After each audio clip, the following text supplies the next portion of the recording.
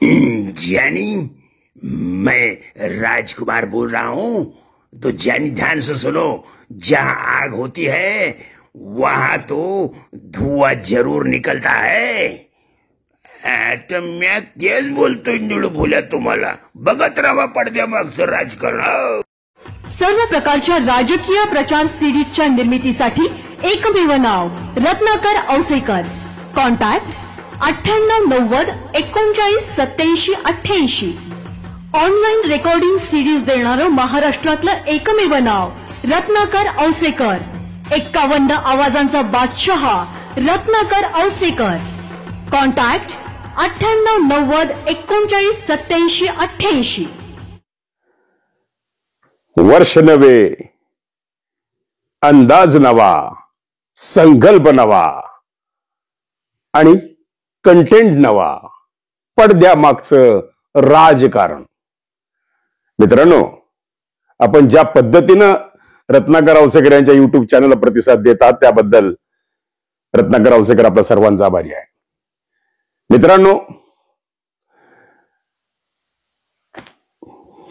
चल सन्यासी मंदिर में, मेरा झुमका तेरा चिमटा, मेरी पायल तेरी झनकार। काय बिचारे सगळे जे भोळे भावडे अध्यात्मावर विश्वास ठेवणारे जे काही लोक आहेत, आणि पूर्वीच्या काळी कीर्तनकार सुद्धा कीर्तनातून सांगायचे, बुवा तेथे बाया। खरं वाटायला लागलंय का? अंधश्रद्धा खरंच खरी वाटती का? नरेंद्र दाभोळकरांची आज वारंवार आठवण येते मित्रांनो, आणि अंधश्रद्धा निर्मूलनाचे निळूभाऊ फुले यांची सुद्धा आठवण येते की देवाच्या नावावर, धर्माच्या नावावर, मंदिराच्या नावावर, आश्रमाच्या नावावर चाललेला हा बाजार, अंधभक्त, त्यांची होणारी लूट, आणि काल तर तृप्ती देसाई ताईंनी अक्षरशः या संपूर्ण राजकारणामध्ये खळबळ उडून दिलेली आहे। कारण आता गुरुमाऊली अण्णासाहेब मोरे यांचा दिंडोरीतील नाशिक जवळचा आश्रम वादात आलेला आहे मित्रांनो,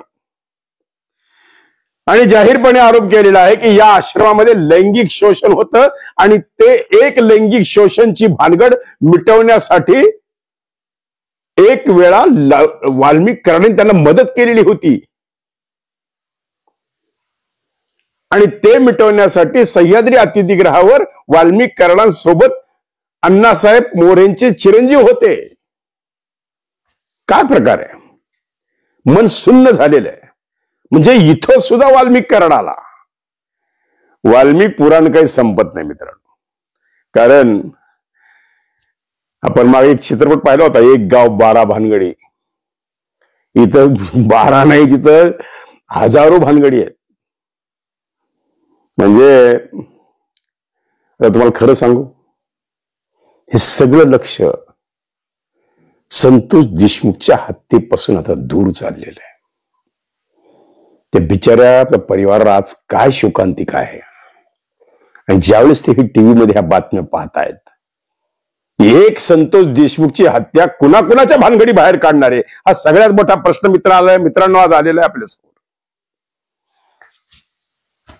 देवाच्या नावावर, धर्माच्या नावावर, स्वामींच्या नावावर फोटो लावून, कोणी दत्ताच्या नावावर, कोणी पांडुरंगाच्या नावावर, कोणी स्वामी समर्थच्या नावावर।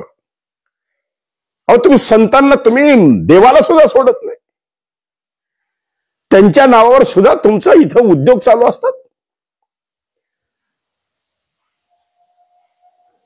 आणि तृप्ती देसाईंनी काल जाहीरपणे सांगितलेलं आहे की 2 दिवसाचा मुक्काम दिंडोरीच्या आश्रमात वाल्मिक कराड आणि विष्णू चाटेंनी केलेला आहे, आणि दिंडोरीचं आश्रम हे देवेंद्र भाऊ फडणवीसांचं श्रद्धास्थान आहे. अण्णासाहेब मोरेंना ते मानतात. आता कोण कोणाला किती मानावं आणि हा त्याचा वैयक्तिक धार्मिक अध्यात्माचा आणि त्याचा आत्मचिंतनाचा हा विषय मित्रांनो. पण आज ज्या ठिकाणी लाखो लोक श्रद्धा वाहतात, श्रद्धेनं येतात, तिथं दानधर्म करतात, सामाजिक कार्य केलं जातं म्हणून सांगतात आणि पुन्हा नंतर त्या ठिकाणी महिलांचे लैंगिक शोषण आणि त्याचबरोबर योजनांच्या नावाखाली शासकीय अनुदान लाटण्याचा हा उद्योग, मंत्र्यांशी संबंध, आमदारांशी संबंध, म्हणजे आमदार आणि मंत्र्यांचे राजकारणातल्या लोकांचे काळे धंदे मिटवण्याचं हे साधन आहे का? म्हणजे आश्रम. आसाराम बापूंचं उदाहरण आहे आपल्यासमोर, त्यांच्या चिरंजीवांचं उदाहरण आहे आपल्यासमोर. म्हणून मी टायटल दिले आतून कीर्तन वरून तमाशा. हा तमाशा अख्खा महाराष्ट्र पाहतोय मित्रांनो आणि अत्यंत मनाला वेदना होत आहेत, यातना होत आहेत. कारण आता कुठेतरी वाटायला संतोष देशमुखचा न्याय, वरून कीर्तन आतून तमाशा, न्यायाची उपेक्षा आणि लोकशाहीच्या नावानं बडवा ढोल ताशा. कोणत्याही परिस्थितीत त्यांचा राजीनामा घेतला जाणार नाही असा आमचा अंदाज आहे. कोणत्याही परिस्थितीमध्ये, कारण अजितदादांना त्यांचा ओबीसीचा मतदारसंघ राखीव ठेवायचा आहे. त्यांना ओबीसी, मला सांगा, छगन भुजबळ नाराज, उद्या धनंजय मुंडेंना काढलं, ओबीसी आहे कुठं अजितदादाकडं? इथं मतांचं राजकारण चालू आहे. त्या गुन्हेगारांना संरक्षण देण्याचं काम चालू आहे फक्त मतांसाठी आणि आपल्या पुढील राजकीय पक्षाच्या भवितव्यासाठी इथं सेटलमेंट चालू आहे. देवेंद्र फडणवीस आणि धनंजय मुंडेंची घनिष्ठ मैत्री मी वारंवार सांगतोय की आज नाही, गोपीनाथराव मुंडेंच्या काळापासून, म्हणजे धनंजय मुंडे हे भारतीय जनता पक्षाचे, भाजप युवा मोर्चाचे महाराष्ट्राच्या पदाधिकारी होते. त्यावेळेस पासून देवेंद्र भाऊ फडणवीस आणि धनंजय मुंडेंची मैत्री आहे. आणि करुणा मुंडेंच्या बाबतीत काल सांगण्यात आलं, तृप्ती देसाईने सांगितलं की करुणाताई मुंडे त्यांच्याकडे काही फायली घेऊन आल्या होत्या आणि त्यावेळेस तृप्ती देसाईने त्यांना सांगितलं की तुम्ही देवेंद्र भाऊ फडणवीसांना भेटा. तर करुणा मुंडे ने सांगितलं, ताई हमें न्याय नहीं मिलेगा क्योंकि धनंजय मुंडे, धनु भाऊ और देवा भाऊ एक ही है, दोस्त है, ये दोस्ती हम नहीं तोडेंगे. बरोबर आहे ना? त्यामुळं बने चाहे दुश्मन हमारा, सारा दुश्मन सारा जमाना जरी झाला तर आम्ही आमची दोस्ती नाही तोडणार, हे चालू आहे का? कुठेतरी वाचवण्याचा प्रयत्न सुरू आहे का? दररोज काही प्रकरणं बाहेर येतात. आता काय मला सांगा तुम्ही, धनंजय मुंडेंचे किती प्रकरणं बाहेर येत आहेत?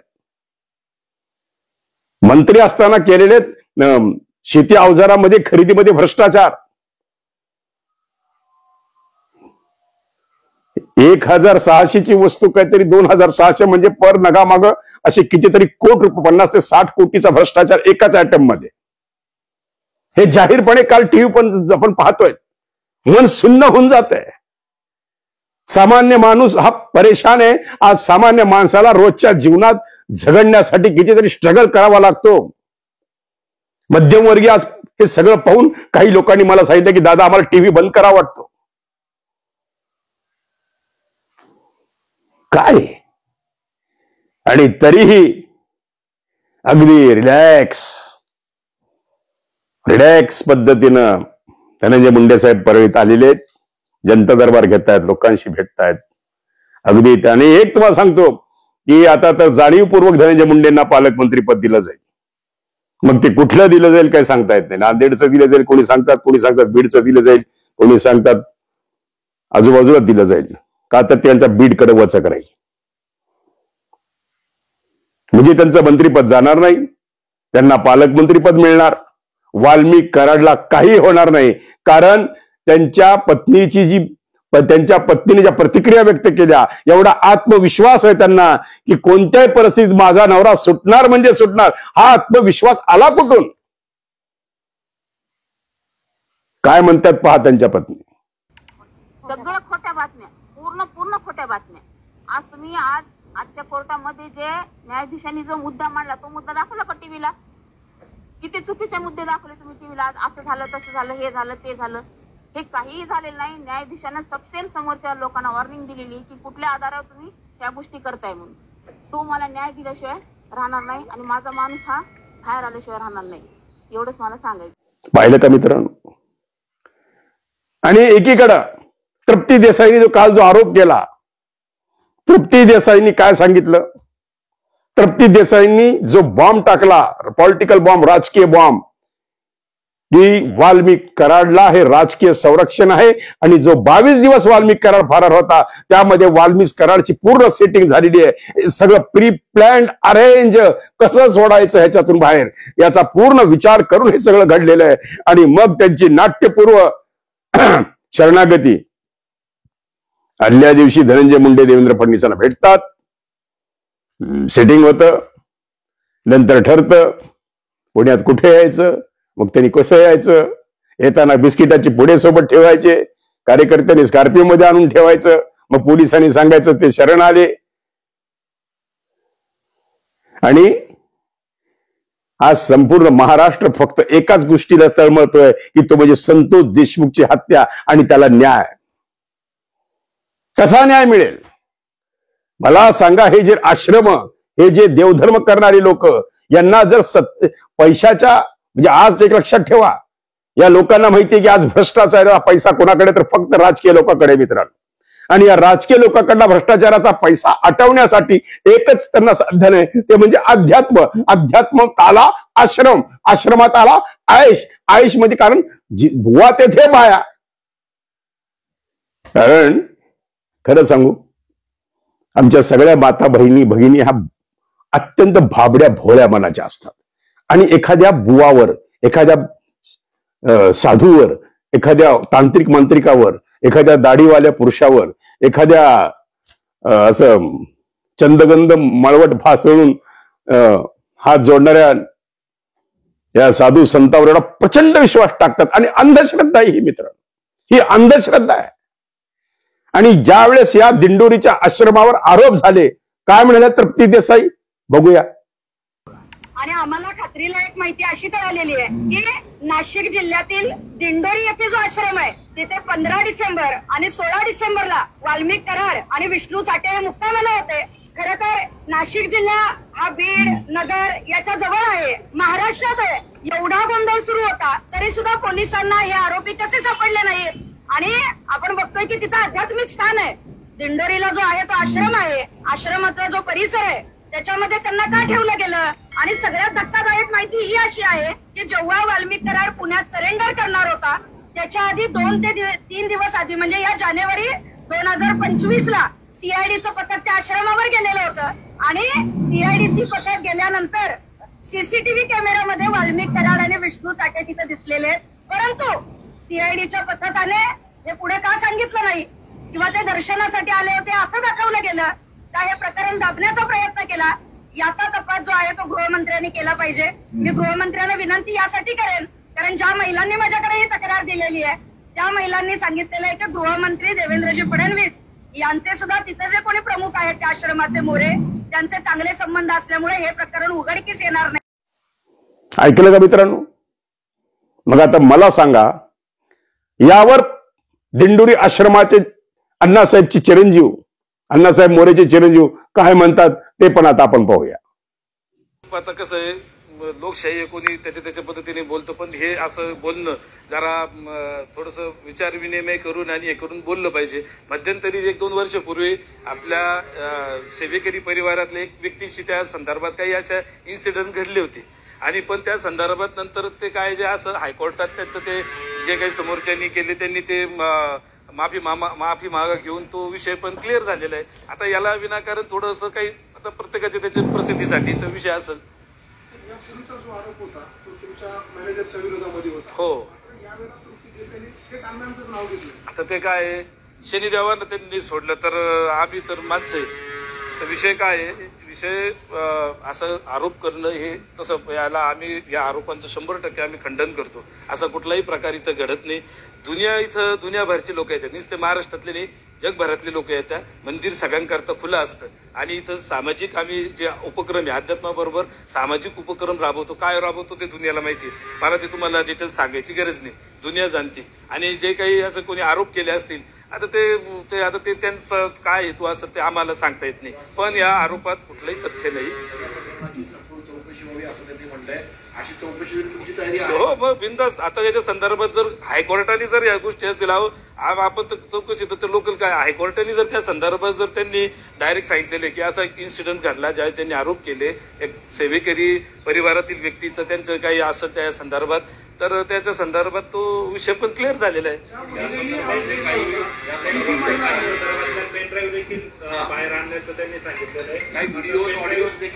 आता तो काय विषय तो त्यांना माहिती असत. आता तो काय जो विषय आता याच्यामध्ये तर टेक्नॉलॉजीच्या याच्यामध्ये तर काय असं कोण काय बनवेल किंवा काय सांगेल तर तो पहिलं शहानिशा करणं गरजेचं आहे. 3 महिला आहे आणि त्यातली एक ती महिला आहे तुमच्याकडेच आधी तुमचं कृषी विभाग वगैरे सांभाळत होती आणि प्रदर्शनं ती करत होती. त्याच महिलेची ही तक्रार आहे आणि त्या महिलेने त्यावेळेला आवाज उठवला, त्यावेळेला तिला असं देखील नाही, असा तो काही विषय नाही. आता जो विषय जो मागचा जो झाला होता त्या संदर्भात जे काय असेल तो बॉम्बे हायकोर्टात त्याच्या संदर्भात जो काही तो विषय होता, जे सेवेकरी आमचे गुरु आपल्या ह्याच्यामधले बंधू, सेवेकरी बंधू, त्यांच्या संदर्भात जो काही इश्यू घडला त्या संदर्भात त्यांनी माफी हे पण दिला की आम्ही ते जे काही सेवेकरीवर जे आरोप लावले होते तर ते हे होते आणि ते संदर्भात क्लिअर झालेले. मला सांगा मित्रांनो, त्यांनी सांगितले की वाल्मिक कराड इथं दर्शनाला आले होते, कित्येक लोक येतात, सीआयडीने तिथं त्या ठिकाणी पूर्णपणे सीसीटीव्ही कव्हरेज मागवलेलं आहे. आणि यापूर्वी सुद्धा अण्णासाहेब मोरेंच्या दिंडोरीच्या आश्रमावर भ्रष्टाचाराचे आरोप झालेले आहेत. अनेक प्रकरणं त्यांची बाहेर आलेली आहेत. कित्येक प्रकरणामध्ये त्यांना वाचवण्याचं काम ह्या राजकीय लोकांनी केलेलं आहे आणि एका महिलेच्या शोषणाच्या संदर्भामध्ये वाल्मिक कराडांनी मध्यस्थी करून ते प्रकरण मिटवण्याचं काम केलेलं. मग त्याचे उपकार म्हणून वाल्मिक कराडला तिथं संरक्षण दिलं का 2 दिवस? का तिथंच व्यूहरचना झाली पुढची? म्हणजे हे आश्रम, हे साधू संत, हे जे लोक, आता एक लक्षात ठेवा, मी देवावर श्रद्धा ठेवणारा माणूस आहे. मी श्रद्धा ठेवतो, पण मी अंधश्रद्धेचं कधी समर्थन करणार नाही. कारण ही अंधश्रद्धा आहे आणि कितीतरी प्रकरण आहेत. मला सांगा, आसाराम बापूला एक हार घालण्यासाठी 1.25 लाख त्याची बिदागी होती. एक आसाराम बापूला जर जवळ हार घालायचा असेल तर 1.25 लाख रुपये मोजावं लागायचे. हे आसाराम बापू आता त्यांना काहीतरी जामीन वगैरे आणि ते इतके वर्ष सडलेले त्या लैंगिक शोषणाच्या माध्यमातून. कारण काय, मस्तवालपणे ड्रायफ्रुट्स, दुधाचा मारा, अहो शेवटी मेंदू ताब्यात राहील कसा त्यांचा, मला लक्षात ठेवा मित्रांनो. शेवटी एक लक्षात ठेवा, या अध्यात्माच्या नावावर या साधू संतांनी जो राजकारण्यांना हाताशी धरून जो महिलांचं शोषण आणि हा जो योजनांच्या माध्यमातून, संकल्पाच्या माध्यमातून आम्ही काहीतरी जनतेसाठी करतो, ह्या लोकांसाठी करतो, या माध्यमातून जी आपल्या करातून जमा झालेल्या निधीची लूट चालू आहे, याच्या विरोधात तृप्ती देसाई म्हणल्या मी आता पर्दाफाश करणार आहे. आणि नक्की तरी करावा, कुठेतरी आता हे बदल झाला पाहिजे आणि याच्यासाठी सर्वांनी समोर आलं पाहिजे मित्रांनो. आणि एक लक्षात ठेवा, सर्व महाराष्ट्र पाहत आहे आणि त्यामुळे कुठेतरी आता हतबलता निर्माण झालेली आहे सर्व देशमुख परिवारामध्ये. कुठेतरी आता न्याय मिळेल का ही शंका तर निर्माण व्हायला लागली. सुरेश धसांची बॉडी लँग्वेज बदललेली आहे. सुरेश धसांना वरून इंजेक्शन देण्यात आलेलं आहे. कारण अमित शहाची धनंजय मुंडेने घेतलेली भेट, बरोबर आहे, धनंजय मुंडे अजितदादांची भेट, धनंजय मुंडे प्रफुल्ल पटेलांची भेट, देवेंद्र फडणवीस आणि धनंजय मुंडेंची मैत्री, या सगळ्यातून काही होणार नाही असं वाटतंय की धनंजय मुंडे सही सलामत बाहेर पडून आपलं अगदी रिलॅक्स पद्धतीनं ते आपलं मंत्रिपद भोगतील आणि पुन्हा मंत्रिपदावर विराजमान तर आहेतच, पण त्याला मानाचं स्थान मिळेल आणि पालकमंत्री सुद्धा करतील मित्रांनो. तो आपल्या सगळ्यांच्या जनतेच्या, या लाखो जनतेच्या नाकावर टिचून. कारण आता ह्यांना माहिती आमच्याकडे 500 बहुमत आहे. आता आमचं कुणीही काही वाकडे करू शकत नाही, कारण आता 5 वर्ष आपलं राज्य चालणार आहे. हे महायुतीच्या सर्व मंत्र्यांना आणि सर्वांना माहीत झालेलं आहे. आता जनता काही करू शकत नाही, कारण लाडक्या बहिणींनी तुम्हाला सत्तेत बसवलं आणि त्याच बहिणींचं शोषण. या राज्यकर्त्यांना लाज वाटली पाहिजे मित्रांनो, कारण आज तुम्ही या आश्रमाच्या नावाखाली या साधू संतांना जवळ करून या भोळ्या भाबड्या जनतेला फसवून या महिलांचं शोषण ज्या पद्धतीनं तृप्ती देसाई सांगितलं की 3 महिलांनी मला संपर्क केलेला आहे आणि आता व्हिडिओ डॉक्युमेंट्स ते बाहेर काढणार आहेत, फोटो डॉक्युमेंट आलेले आहेत. तर काय ते तृप्ती देसाईंनी बाहेर काढावं आणि जनतेसमोर एकदा होऊन जाऊ द्या, दूध का दूध आणि पाणी का पाणी. मित्रांनो, बोलण्यासारखं बरंच आहे, पण आज कुठंतरी हा सगळा फोकस, मी पुन्हा सांगतोय की धनंजय देशमुख आणि धनंजय मुंडे या 2 धनंजयवर देवेंद्र फडणवीसांचं असलेलं प्रेम. आता फडणवीसाला प्रश्न पडलाय की या धनंजयवर प्रेम करू का त्या धनंजयवर प्रेम करू. कारण इकडे तर सांगितलेले मी कोणालाही सोडणार नाही, मी कोणाला सोडणार नाही, आणि धनंजय मुंडे आणि वाल्मिक कराडला कधी धरणार नाही. काय चालू आहे लोकांमध्ये?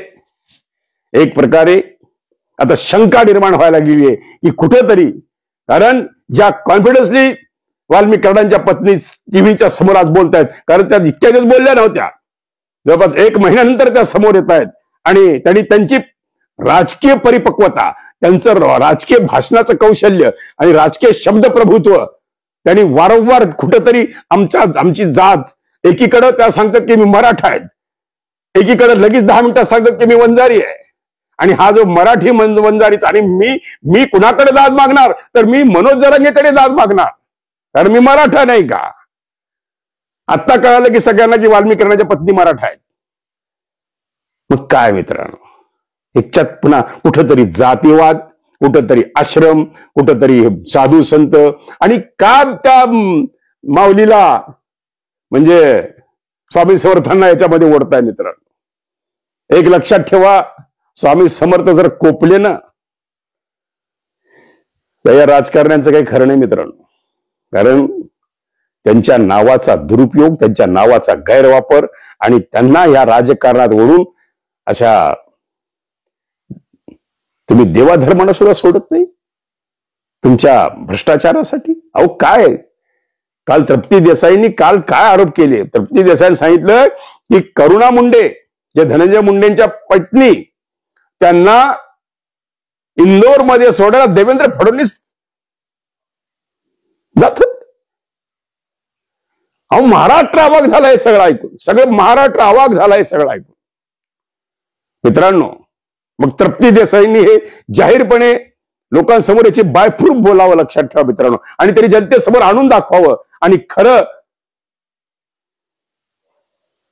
दूध का दूध पाणी का पाणी होऊन गेलं पाहिजे. आणि पण मला कुठेतरी खंत वाटते मित्रांनो, संतोष देशमुखची हत्याचं गांभीर्य कमी होतंय का? त्यांच्या मुलीच्या डोळ्यातले अश्रू असेच चालू राहतील का? संतोष देशमुखच्या आत्म्याला शांती मिळेल का? आणि संतोष देशमुखच्या परिवाराला न्याय मिळेल का? याच्या बाबतीत आता शंका निर्माण व्हायला लागली. कारण वाटत नाही की अजितदादा धनंजय मुंडेंचा राजीनामा घेण्याच्या कोणत्या मूडमध्ये आहेत. वाटत नाही की देवेंद्र भाऊ धनंजय मुंडेंचा राजीनामा घेण्याच्या कोणत्या मूडमध्ये आहेत. कारण एवढा आवाज उठून, यांच्या एवढा जनतेचा रोष होऊन, एवढे स्थानिक ते आमदार आवाज उठून सुद्धा जर त्यांच्यावर कुठली कारवाई होत नाही, आणि जर त्यांना पाठीशी घालत आहेत, तर यामध्ये नक्कीच महाराष्ट्रातली जनता आता निराश व्हायला लागली. मित्रांनो, जसं तुमचं मन तसं आमचं सुद्धा मन आहे. आम्ही सुद्धा यामध्ये थोडस निराश होतोय. कारण कुठेतरी वाटत होतं कालपर्यंत की देवेंद्र फडणवीस जे सांगतात की मी कोणाला सोडणार नाही, आणि काय त्या टीव्ही वाल्यांनी डंका पेटवला की खेळ खलास, मुंडेंचा खेळ खलास, मुंडे राजीनामा देणार, मुंडे आता पुढे काय करणार, मुंडे अडकणार, काय काय काय काय मुंडे नाटक, काय नाही तर सुरू केलं मीडियाने. काय होणार नाही मित्रांनो, कारण त्यांना सांगण्यात आलेलं भिवू नकोस. कोण म्हणतंय, कोण म्हणतंय तुम्हाला माहिती आहे? भिवू नकोस, मी तुझ्या पाठीशी आहे. आता वाल्मिक कराडाच्या पाठीशी कोण कोण आहे आपण आता विचार करा मित्रांनो. आता मी कमेंट बॉक्स माझा ऑन केलेला आहे. का तर तुम्ही तुमची रोखठोक मतं, आता मला माहिती काही लोक माझ्यावर तिथं शिव्यांची वाखोळी सुद्धा वाहणार, मी बिलकुल सहन करणार आहे. पण मित्रांनो, एकदा जनतेला कळू द्या, एकदा जनतेच्या भावना काय ते एकदा जनतेसमोर जाऊ द्या. म्हणून मी कमेंट बॉक्स माझा बिनधास्त तुम्ही तुमच्या कमेंट्स नोंदवा. खरं खोटं, माझं बरोबर असेल तर माझं बरोबर, माझं चूक असेल तर माझं चूक. पण मला कुठेतरी असं वाटतं या बुवाबाजीच्या आणि आश्रमाच्या आणि अध्यात्माच्या नावाखाली चाललेला हा भ्रष्टाचार, काळा बाजार आणि लैंगिक शोषण हे रोखलं पाहिजे. हे सर्वसामान्य माणसाचं काम आहे. म्हणून माझं युट्यूब चॅनल काम करतंय. मित्रांनो, आशीर्वाद द्या, सबस्क्राईब करा, शेअर करा, कमेंट्स करा, लिहा, व्यक्त व्हा. चांगलं वाईट व्यक्त व्हा, वाईट व्यक्त व्हा, पण व्यक्त व्हा. तुमच्या भावना व्यक्त करा. हे व्यासपीठ हे व्यक्त होण्यासाठी आहे. म्हणून रत्नाकर औसेकर चॅनलला आशीर्वाद द्या. आणि मी ठरवलेलं आहे मित्रांनो, जे सत्य तेच तुम्हाला सांगायचं, जे आपल्या मनाला भावलं तेच तुम्हाला सांगायचं. पण मित्रांनो, आता कुठेतरी पुन्हा वाटतंय फोकस हलतोय. संतोष देशमुखच्या हत्येचा फोकस हलतोय. बघा, विचार करा. सर्व प्रकारच्या राजकीय प्रचार सिरीजच्या निर्मितीसाठी एकमेव नाव Ratnakar Ausekar. Contact 9890 online recording series देणारं महाराष्ट्रातलं एकमेव नाव रत्नाकर औसेकर. 51 आवाजांचा बादशाह रत्नाकर औसेकर. कॉन्टॅक्ट 9890 आवाजाचा बादशाह रत्नाकर औसेकर यांच्या YouTube चॅनलला लाईक करा, सबस्क्राईब करा आणि आपापल्या ग्रुपवर शेअर करा. चला, आपल्या मोबाईलवर सर्वप्रथम आमचा कार्यक्रम मिळवण्यासाठी सहकार्य करा. Ratnakar Ausekar YouTube channel.